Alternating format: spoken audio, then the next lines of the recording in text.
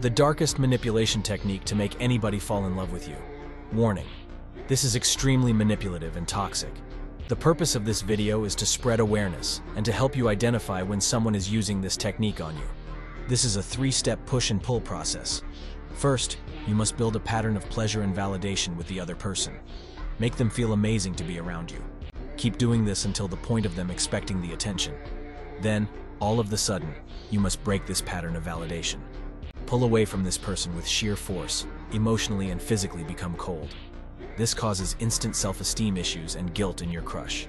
The other person will feel extremely insecure, and they will subconsciously start to crave you.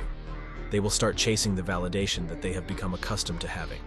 You then must feed off of their insecurities even more by validating them again occasionally. This makes them absolutely obsessed with you.